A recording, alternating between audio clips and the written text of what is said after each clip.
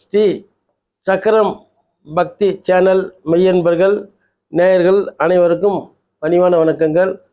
இன்றைக்கு நாம் சிந்திக்க இருப்பது பங்குனி மாத பலன்கள். அதற்கு முன்பாக பங்குனி மாதத்தின் சிறப்புகளை மேற்கொள்வோமாக. ஆக பங்குனி மாதத்தில் மீன ராசியில் சூரிய பகவான் பிரவேசிக்கின்ற காலமே பங்குனி மாதம் என்று அழைக்கப்படுகிறது. 330 டிகிரி பங்குனி மாதத்தில் மீன ராசியில் சூரியன் பிரவேசிக்கின்ற காலகட்டங்கள் 330 டிகிரியிலிருந்து 360 டிகிரியாக கடக்கின்றார்கள். ஒரு நாளைக்கு ஒரு டிகிரி, அப்போ 30 டிகிரி என்றால் ஒரு மாதம். ஆக இப்படி இருக்கின்ற காலகட்டத்தில் அங்கு சூரிய பகவான் பிரவேசிக்கின்ற அந்த பங்குனி மாதம் எப்படிப்பட்டது என்றால், அந்த பங்குனி மாதத்தில் காரைக்கால் அம்மையார் முக்தி அடைந்தது. மகாவீர் ஜெயந்தினுடைய நினைவு நாள். மேலும் பங்குனி உத்திரம் வருகின்றது.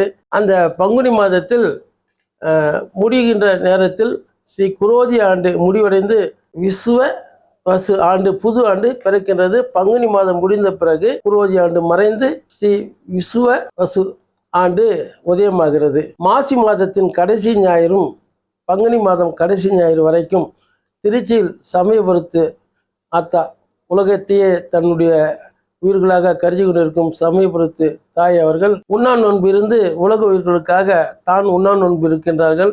அது மிக சிறப்பாக மாசி மாதத்தின் கடைசி ஞாயிறும் பங்குனி மாதத்தின் கடைசி ஞாயிறு வரைக்கும் அந்த தேர் திருவிழா உற்சவங்கள் மிக சிறப்பாக சமயபுரத்து மாரியம்மன் ஆலயத்தில் நடக்கும்.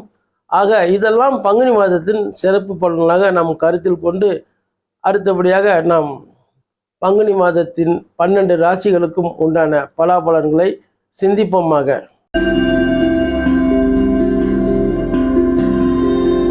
தனுசு ராசி நேயர்களே,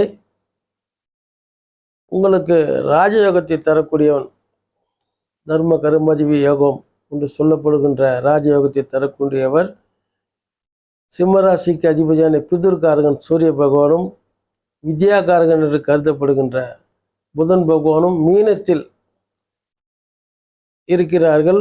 உடன் பார்த்தீர்கள் என்றால் சுக்கிர பகவான் உச்சமடைந்திருக்கிறார்கள். தர்ம கருமாதிபதி யோகம் என்று சொல்லக்கூடிய சூரியனும் சிம்மராசி அதிபதி சூரியனும் பிதுர்காரகனும் வித்யாகாரகன் புதனும் பாக்கியஸ்தானத்தில் கேந்திரத்தில் இணைந்திருக்கிறார்கள். ராஜயோகம் தான். ஆக இன்னும் ஒரு செய்தியை சொல்ல வேண்டும் என்றால், உங்களுக்கு சின்ன சின்ன கவலைகளை கூட மாலையாக தொடுத்து, உதிரியான கவலைகளை மாலையாக தொடுத்து நீங்களே அணிந்து கொள்வீர்கள். என்ன சார் இப்படி சொல்றீங்களே? ராகு கேது சரியில்லை தான். தனுசு ராசிக்கு ராகு கேது சரியில்லை தான். அதற்காக அதையே நினைத்து கொண்டிருந்தால் இந்த நிலைகளும் மாறத்தான் போகிறது. ஆகவே அதை குறித்து தான் நீங்கள் பெரிதாக எண்ணிக்கொண்டிருப்பீர்கள். எங்கேயோ எப்படியோ, எங்கேருந்து யார் வந்தான், யார் என்ன பண்ணான், எதுவுமே தெரியாது. தெரியாது ஒன்று நடந்துக்கிட்டு இருக்கும். இன்னும் பார்த்து நீங்கள் அதான் சொன்ன உதிரியான ஒரு கவலையை ஒரு மாலையாக தொடுத்து கழுத்தில் போட்டுக்கிட்டு உங்களுக்கு நீங்களே ஒரு கேள்விக்குறியாக இருப்பீங்க. அந்த நிலையும் மாறும். Even this will pass away என்பார்கள். இந்த நிலையும் மாறும். கண்டிப்பாக பங்குனி மாதத்தில் தனுசு ராசி நேயர்களுக்கு நல்ல ஒரு சிறப்பான நிலை இருந்து கொண்டு தான் இருக்கிறது. உங்கள் கவலைகளை நீங்கள் தூக்கி தூரே எரிந்து விட்டால் இன்னும் சிறப்பான மனநிலைக்கு நீங்கள் வருவீர்கள். மேலும் சொல்ல வேண்டுமென்றால், உங்களுக்கு அந்த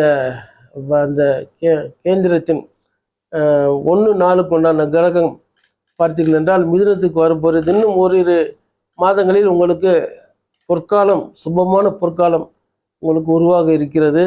அதை எண்ணி நீங்கள் இப்பொழுதே மகிழ்ச்சி அடைந்து கொள்ளலாம். ஆகவே அந்த ராஜயோகத்தை தரக்கூடிய அந்த சூரிய பகவானும் புதனும் இணைந்து சுக்கிரனோடு இணைந்து இருக்கின்ற காரணத்தினால் உங்கள் இல்லத்தில் துன்பங்கள் சற்று ஒதுக்கி வைத்து பார்த்தால் நீங்கள் மகிழ்ச்சியாகத்தான் இருக்கிறீர்கள். மகிழ்ச்சி உங்களை அடைந்து கொண்டு இருக்கிறது. ஆனாலும் நடந்துவிட்ட ஏதோ ஒரு நிகழ்ச்சிக்காக, நடக்கப்போகிற நிகழ்ச்சிக்காகவும் கற்பனையாகவே நீங்கள் கவலை கொண்டு இருக்கிறீர்கள். எல்லாமே உங்களுக்கு சிறப்பாக இருக்கும். விநாயகர் வழிபாடு மிக மிக சிறப்பாக இருக்கும். நடராஜர் வழிபாடு உங்களுக்கு சால சிறப்பாக இருக்கும். நடராஜர் ஆலயங்களுக்கு செல்ல முடியாவிட்டால் கூட நடராஜர் ஆலயம் எங்கே இருக்கிறது? சிவபெருமான் ஆலயத்தில் நடராஜர் இருக்கிறார்கள். நாங்கள் சென்று பார்க்கலாம்.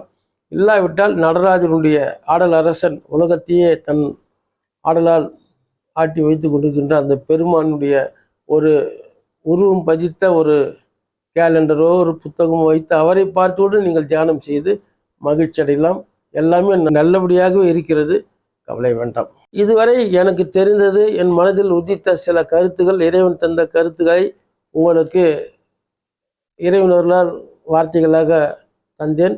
ஆக இது எல்லாம் எப்படி இருக்கும் என்று பார்த்தால், ஜனனகால ஜாதகம், கோல்சாரம் மற்றும் உடுமகா திசை, இந்த மூணுத்தையும் ஒரு ட்ரையாங்கிளாக கொண்டு வந்து அதுலேருந்து ப்ரொடிக்ஷன் கொடுக்கணும். நாங்கள் அந்த கால கோல்சாரம் கால நிலைகளை கொண்டு இங்கே இருக்கின்ற அந்த கிரகங்களின் அமைப்பை கொண்டு இறைவனுடைய அனுமதியோடு வந்த கருத்துக்களை உங்களோடு பகிர்ந்து கொண்டோம். எல்லா நேயர்களும் எல்லா வளமும் பெற்று சிறப்பாக இருக்க வேண்டும்.